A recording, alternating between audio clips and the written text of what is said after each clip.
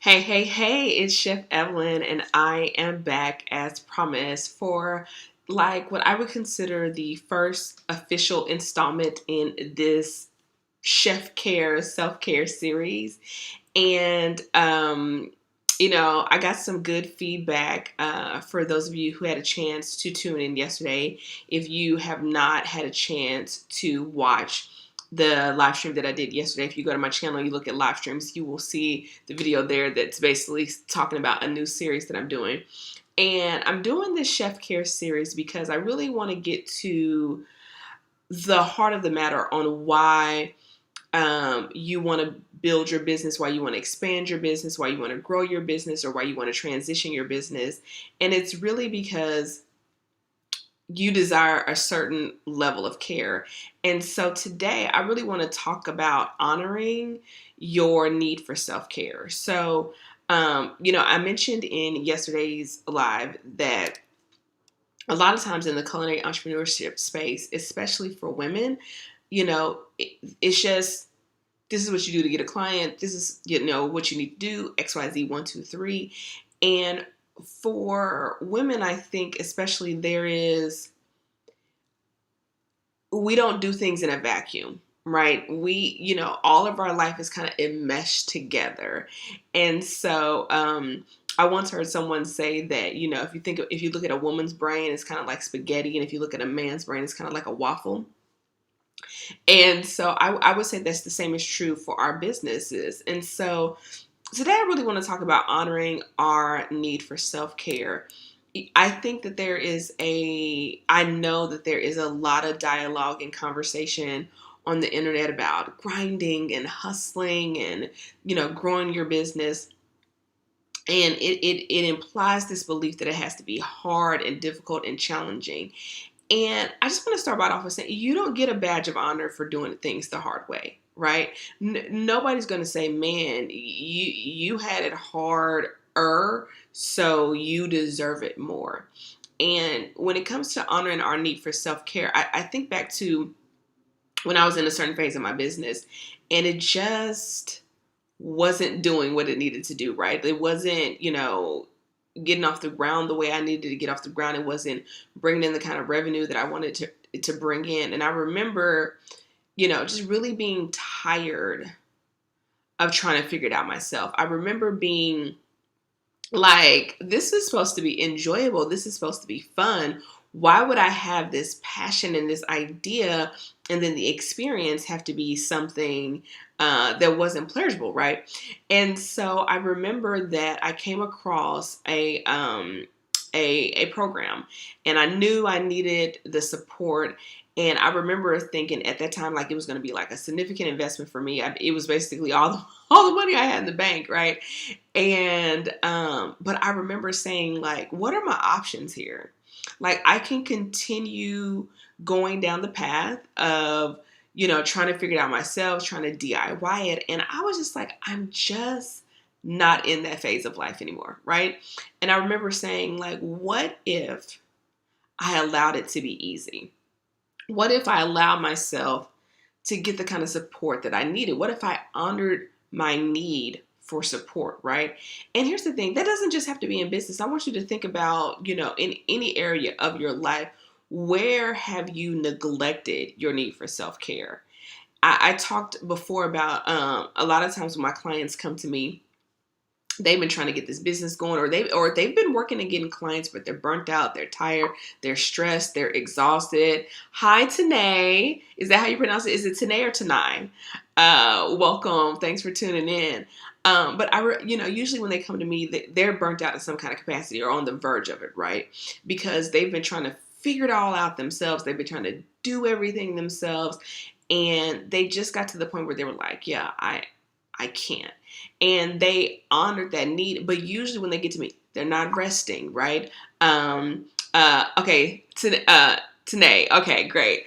They're not resting. They're not, rewarding themselves. They're not, taking time to take care of themselves. They've given up their interest and their hobbies and their passion all in the sake of chasing their dream, right?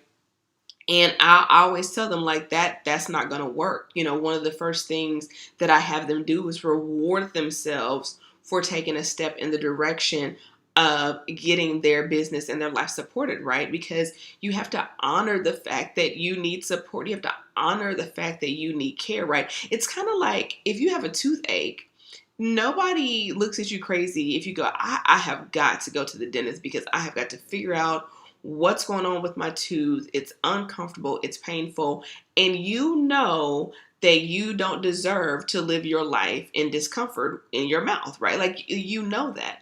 But why do we settle for that same experience in other areas, in our business, in our, whether it's in our finances, whether it's in our health, whether it's in our relationships, anything like that, right? And so, as we go down this path of talking about self-care for women, culinary entrepreneurs, it's like you need to acknowledge your need for self-care, right? And say, you know what?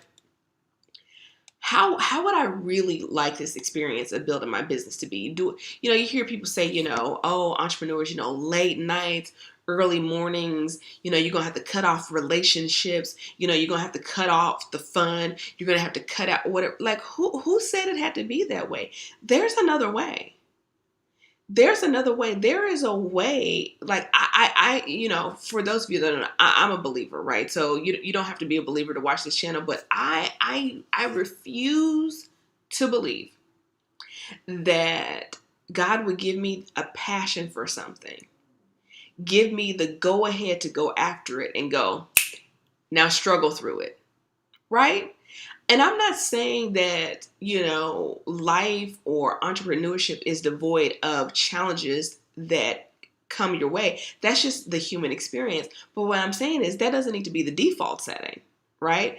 And so I remember one day when I said to myself, I said, what would it look like to me, or what would it feel like to me to have an enjoyable entrepreneurship experience? And I said, well, number one, I don't want to be confused all the time. I don't want to constantly be thinking, what should I be doing? How is this supposed to work? How do I get new clients? How do I I like that anxiety of not knowing what to do every day. And so I was just busy, but I wasn't productive because I didn't know what to do. So I just was doing stuff.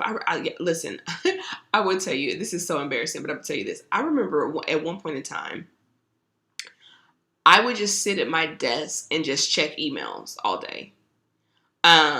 Maybe every 30 or 45 minutes check emails. And I remember I did that because I literally did not know what I was supposed to be doing with my time. And I was like, I don't know how to get clients. I don't know how to, create consistent income. I don't know how to, say if this is the amount of money I want to make, then this is how I go do it. Like, I didn't know. So the first thing for me was like, I was no longer available for being confused or having analysis paralysis. Should I do this? Should I do that? Should I do this? Should I do that? Like, so I told myself, I was like, okay, so for me to have an enjoyable entrepreneurial experience, I need to know what I should be doing with my time. So that was one. The second thing was, I was like, I don't want to be confused about what should I do this idea, that idea, whatever. And I was like, okay, if you don't want to be confused about what you're doing every day or what you should be doing in general, you need to get some help with that. So that was the first, I need support in this area. But then the second thing was like, okay, what else would make my entrepreneurial experience more enjoyable? And I came across this term. It's not my own. I wish it was, but it was so good. I was like, I need to be financially relaxed. Meaning, I didn't want to, have a great sales month and then a bad sales month and then a great sales week and then 6 months with no new clients. Like, I was like, I want to be financially relaxed. And, what dollar amount it takes for you to be financially relaxed is different as the woman, right? But I remember saying, in order for this entrepreneurial journey to be enjoyable for me, I need to be financially relaxed. And I got really clear on what that number was, right?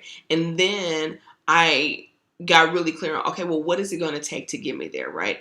And it's so interesting because it's an exercise that I take my clients through on how to figure out what that number is for them, right?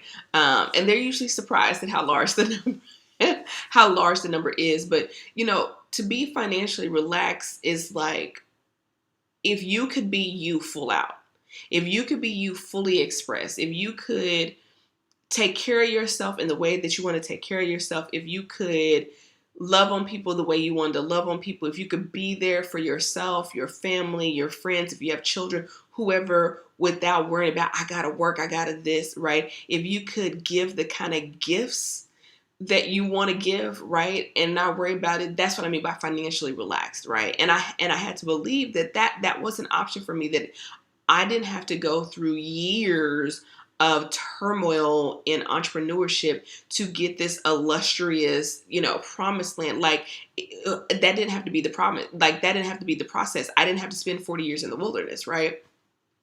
And so the first two things were like, I didn't want to be confused. I was like, I am unavailable to be confused in my business. I was unavailable not to know what to do. The third thing was, I was unavailable to do it broke, right? I was just like, you know what? I have gone to college. I've worked in engineering. I built up a career over there. Just because I'm doing this, I don't feel like I should have to start at the bottom, right? I didn't want to do the DIY method. I had did that for years. Let me DIY this and DIY that, and did not want to do that.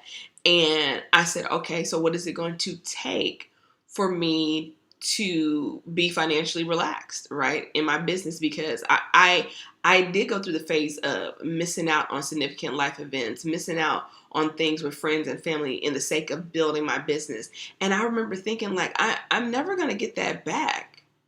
Right? Like, I'm not going to get those experiences back. I'm not going to get that time back, all this unnecessary stress. And then particularly for us women, like, stress, like, wreaks havoc on our bodies. It wreaks havoc on our skin. It wreaks havoc on our relationships. And we are not our best selves when we are not financially relaxed. Let's just be honest, right?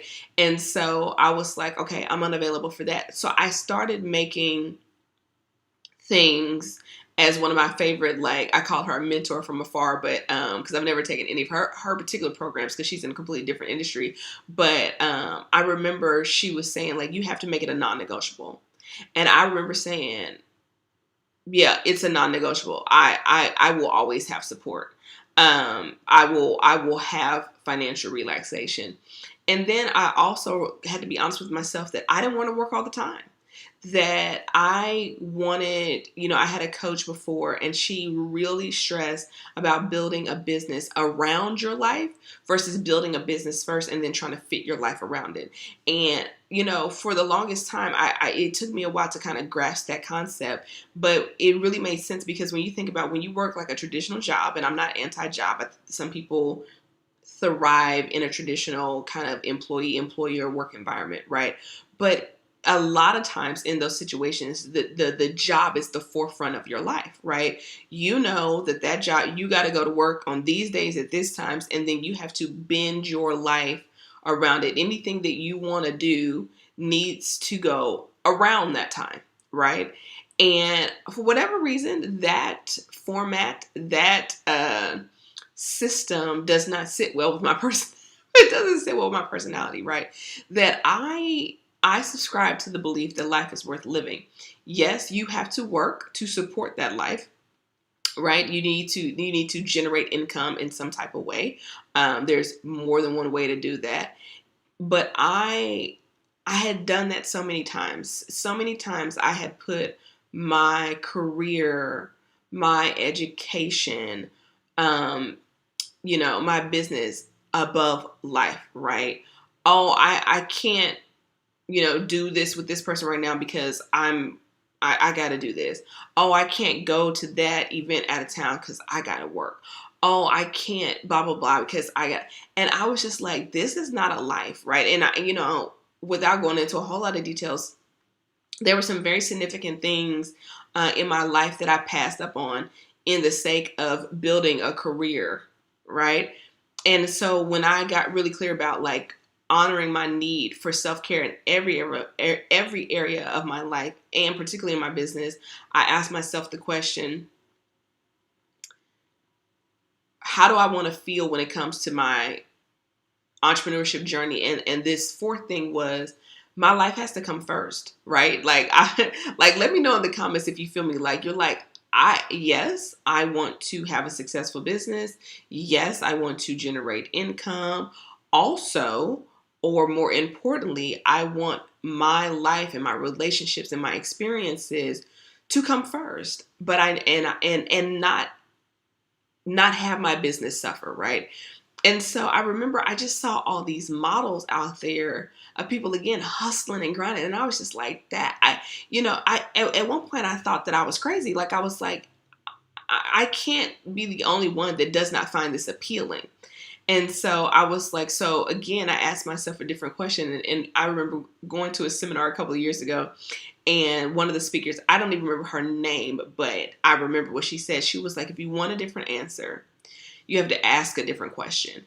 And so I asked a different question. I was like, okay, what would it take for me to build a business that comes secondary to my lifestyle, or tertiary even, right? But still supports that.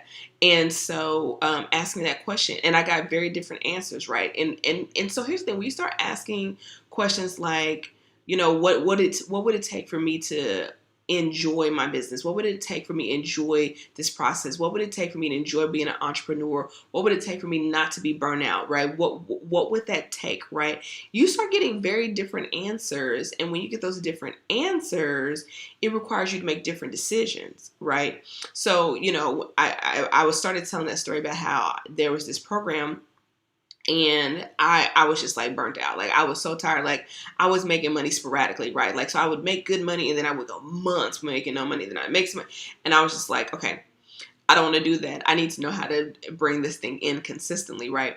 And I remember, looking at the investment for the program and thinking, that's going to clear me out. Right. And that, in my mind, I was like, that is not going to lead to financial relaxation if I invest all of my resources at the time into this program. But then I said to myself, but what's the alternative? Right.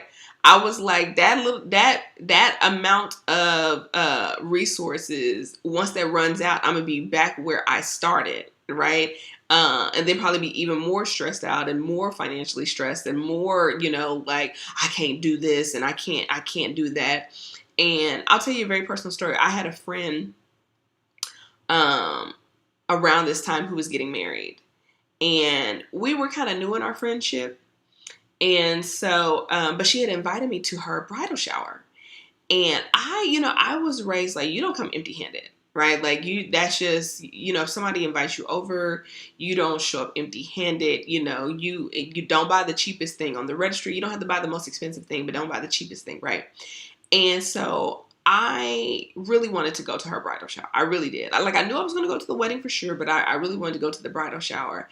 And at that time in my business, I was in that feast or famine phase. And so I didn't go to her bridal shower, and I sat at home because I couldn't afford to get her a gift. I couldn't afford to get her the kind of gift that I wanted to give her. And it was at that moment that I was like, yeah, I'm not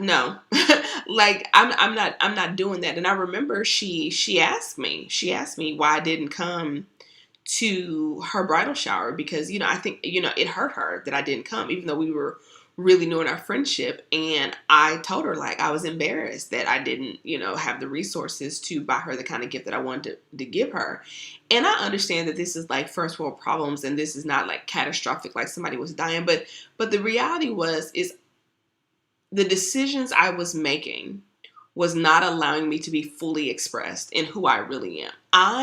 It may be something different for you. I love to give great gifts, right? Like, I do. And I remember going, I don't want to do this again. I don't want to miss out on once in a lifetime memories with people, once in a lifetime experiences, because I'm making decisions out of fear. I'm making decisions out of lack. I'm making decisions out of scarcity. And I honored my need for self-care. I was like, for me to feel good about me, I need to be able to be who I am really, truly on the inside. it takes money to do that. Right? Like, and I had to be honest with myself. Even more recently, I have grown and matured and changed. And so what that number is for me now is different, right? And again, honoring myself and saying, but that's what you need right now to feel financially relaxed, to feel fully expressed, to bring forth all the ideas that you have in your head, to be able to serve people in a joyful way and not be, feel rigid or restrictive or intense, right? And believing that I'm worthy of that, right? Even at this newer level. And so it's a constant asking of what would it take for this entrepreneurial journey? Like, how can I care for myself in this process? And here's the thing, you can take these same questions and you can apply them to any part of your life, right? What would it take for me to enjoy being a healthy person? I remember when I went down that path, right? That I was like, okay, I want to be healthier. And every woman's definition of health is different. So I'm not here to tell you what that is or what that isn't, right? And I remember being honest with myself that I did not like going to the gym. I wasn't opposed to moving my body, but I was like, but what would it take for me to enjoy creating a healthy lifestyle? And I was like, I like to dance, right? Like, I like to dance. Dance never feels like a workout to me. And I was like, then that's what I'm going to do. And I started taking dance classes. If you follow me on Instagram, you'll know that I take ballet every week. And so, because it's one of my favorite forms to move my body, because I decided that I wanted to care for myself in a way of moving my body, but I also wanted it to be pleasurable. And, for years, I went back and forth on maybe I should, get a bike. Maybe I should get a treadmill. Maybe, paying for gym memberships every single month, not going, trying to force myself to get up at 4:30 in the morning, go to spin class. Like, I was trying to force all these things that just didn't fit for me. Whereas for some other woman, that is a pleasurable experience, right? And so, when we talk about honoring your need for self-care, is like, how do you get the result that you want? To be honest about what that result is, right? Be honest about what it is. And then also asking yourself, how can this be more enjoyable, right? And then believing that it's not an either or, it's an and, right? It's an and. I can have these together, right? And so, I think about when I talk about this with the women in the chef's table, a lot of times there is this underlying belief that in order for me to be successful, I'm going to have to do a lot of things that I don't want to do. And I'm not here to say that you'll never have to do anything that you don't want to do, right? Like, I don't like responding to emails, but okay, for a season I had to do that. And then until I hired somebody, right? Because once I got to a point where I was like, let's be honest with yourself, Evelyn, you don't really like responding to emails. It needs to get done. So what's the most pleasurable way for it to get done? For somebody else to do it, right? And so, it's a constant checking in with yourself and asking yourself this. And I don't want to say I think or I feel. I know that this conversation is missing from a lot of entrepreneurial dialogues, particularly in the culinary space, particularly for women, right? Because it's just very linear. Do X, Y, D, do 1, 2, 3, and it doesn't take into consideration what works well with your personality type, your disposition, right? The way you want to work with people, the way you want to live, how you want to spend your time. And again, this is not about not having stick-to-itiveness or everything's got to be sunshine and roses all the time. But what I'm saying is, like, I had to be honest and say, oh, the reason why I'm not being consistent in this area is because I really don't want that. I really don't want that outcome. I really want this outcome, right?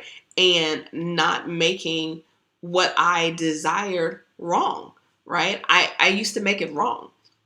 And so I know y'all probably like, this is a whole different side of Chef Evelyn, but it's funny because this is part of the work that I do with my clients. Yes, do we do the technical step 1, do this, step 2, do this, step 3, do this for your business? And yes, are we checking numbers, and are we talking about marketing and how to get new clients and how to charge premium prices and branding and all that? Yes, we do all of that, but it's also a lot of, but I'm more concerned about the woman who owns the company than just the company. That the company is there to support you, not the other way around, right? And so even going from calling it, my side business, it's like, this is your company now, okay? And it's a great servant, it's a terrible master, okay?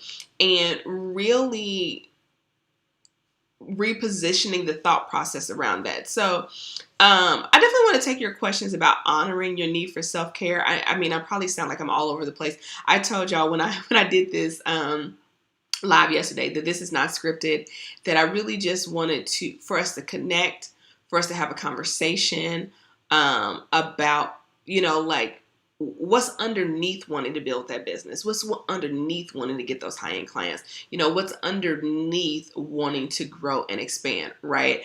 So I'd love for you to drop your questions or comments in the chat. And I know there's a little bit of delay, so I'll give it some time, but I think that's why I'm opening up the Chef's Table Experience for a group program. Before, it's only been available as, a really high touch one-on-one experience, right? And I only take like a handful of those clients a year. And it really got pressed upon me to say, okay, I'm going to open this up to a cohort of women, and we're going to go through this curriculum. Yes, the business curriculum, but also that self-care curriculum. We're going to go through this together over the course of a year. And we're going to get started in January. And it's interesting because, I don't do like open enrollment, right? You have to apply. There is an interview process, all of that. And, I'm closing the applications on December 17th of this year, right? Which means you had to have gotten your application in and have had your call scheduled and ready to go for us to get started in January of 2022. And the reason why is, one, I'm going on vacation at the end of the year, but also I find that I work better with women who are decisive. I feel like they get better results, right? Indecision is the mother of anxiety. Am I going to do it? Am I not going to do it? Am I going to do it? Am I not going to do it? Like, and listen, I have to also check myself on this sometime, right? Like just going back and forth. And I find that I work better with women who are decisive. They get better results. The women who want to live in analysis paralysis, they're not at a space where they're ready for the kind of work that we're going to do, right? So I put the link in the description box if you're like, you know what, Evelyn, yeah, I want to honor my need for self-care. You're really going to sit with, what would it look like for you to enjoy your entrepreneurial journey? What would it look like for you to enjoy building your business or any other area of your life, right? Because we talk about it more than just business. Like, how often do you reward yourselves? What's your system for resting? What's your system for play outside of work, right? Like what is, how are your relationships going? If you're single, are you dating? If you're married, how's it going, right? Like, how are you nurturing your friendships while you're building your business? And the reason why those things are so important is because they are the first things that go by the wayside when we are on this, I got to hustle and grind to build my business, right? And then we look up, and I would hate for us to look up and regret, the decisions and the sacrifices that we made in the name of being a boss. I don't even really like that whole phrase, because it doesn't mean that you aren't in charge and whatever. I prefer CEO. Okay. But yeah, let me know. Are y'all, I know it's only officially day one. Like, are you finding this conversation helpful? I know it's a little bit different. Do you find it beneficial? Have you shared it with somebody? Let them know that for the next 3 weeks, I'm going to be talking about basically what I'm calling self-care for women chefpreneurs, my chef care series, if you will. it's off the hip. There's not necessarily 10 ways to do this and 5 ways and 3 reasons and all of that. It is really like, let's talk. Me and you, right? Just me and you, me on your computer screen, you with your screen, your phone, your tablet, your laptop, your desktop, or whatever. And saying, okay, like, this is, if you've been watching my videos, this is not a hobby. You know what I'm saying? This is not something that you're kind of considering doing on the side because it might be fun, because it might be cool. Yes, that's part of it. It's going to be fun. It's cool. It's like, this is the thing that you plan on doing for the rest of your life. And it should be a pleasurable experience.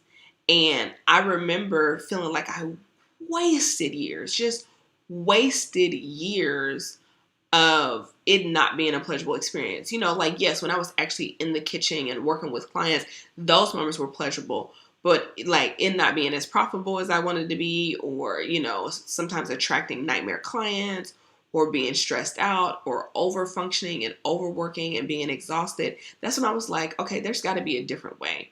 And I did not see a space for that.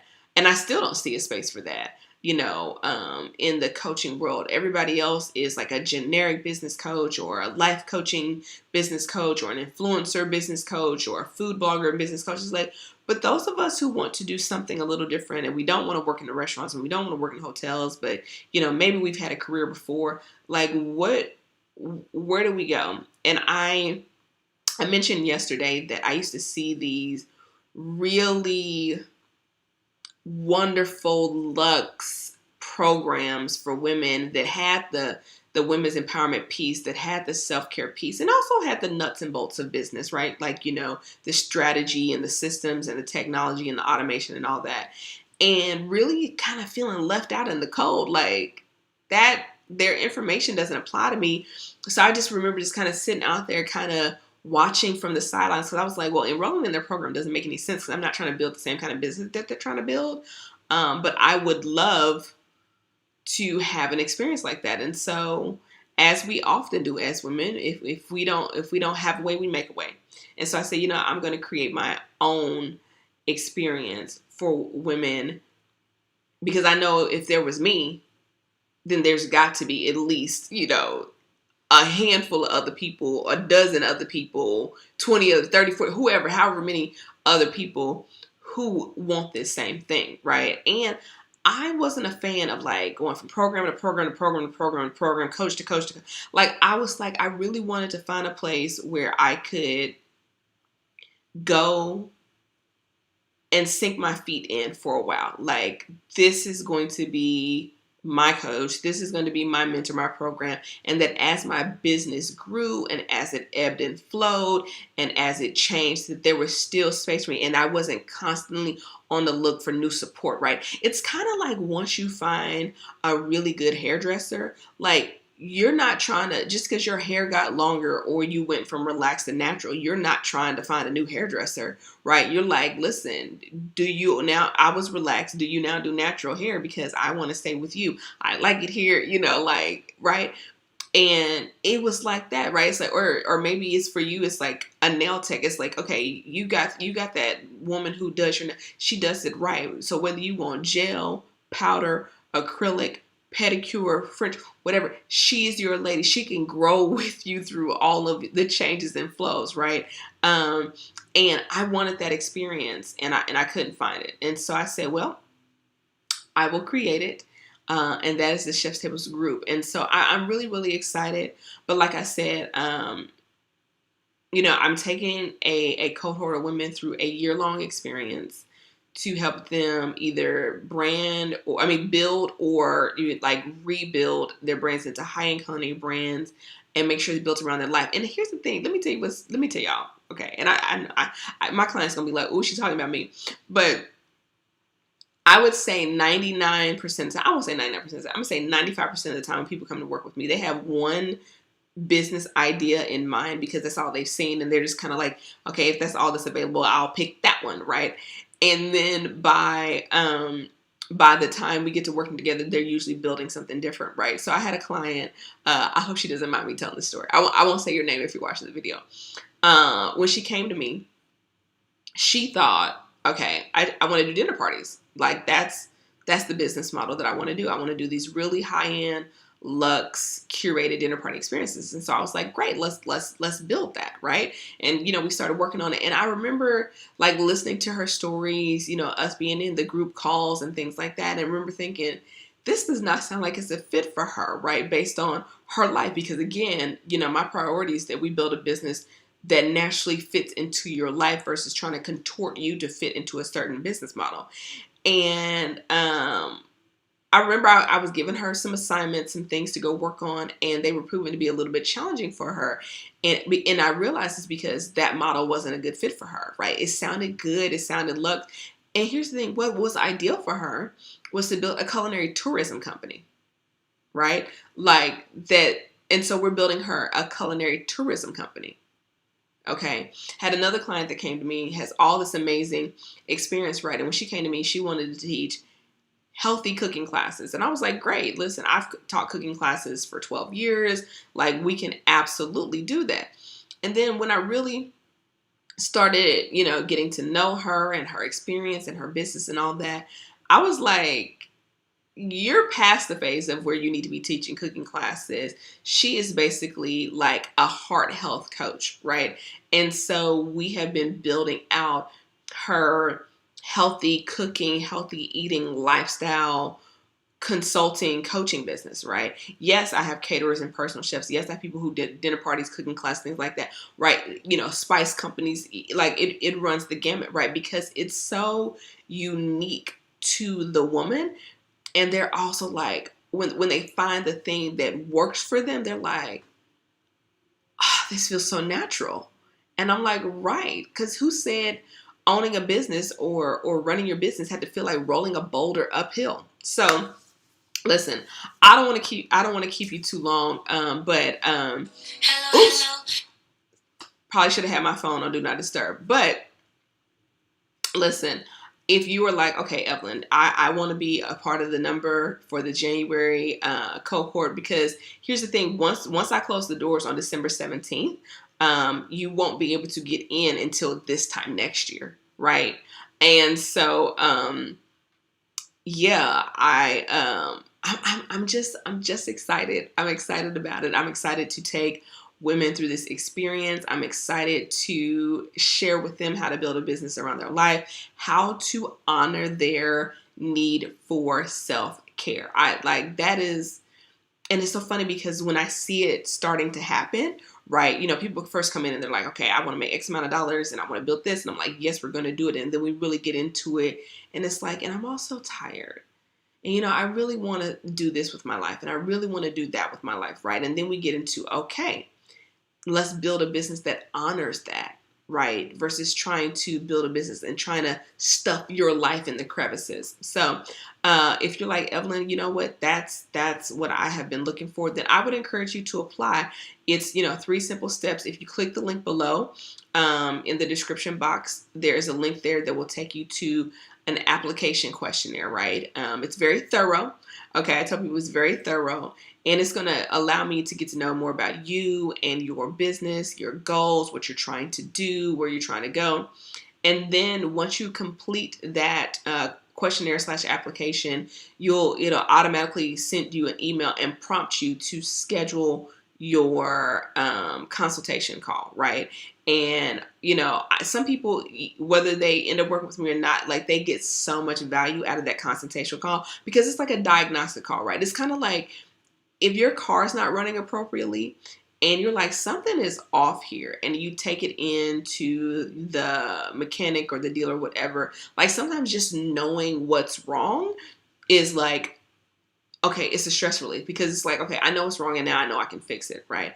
And you get to decide, do you want to fix it? Do you want to take it to the end to get it fixed or not?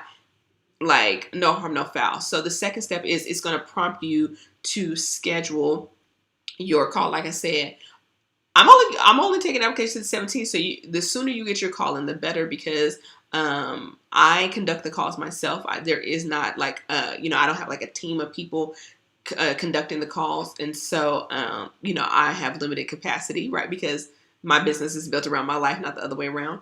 And and there is an investment for the call. And this is what I find. Like if you're in a place where you're not ready to place the investment for the call, you may not be at a place where you're ready to do the investment for the program, right? I'm always the person. If I got a pain in my tooth, like we talked about earlier, I'm gonna pay the dentist. Okay, how much? Okay, because I have just decided that comfort and ease to the best of my ability is my portion, right? That yes, there are going to be things in my life outside of my control.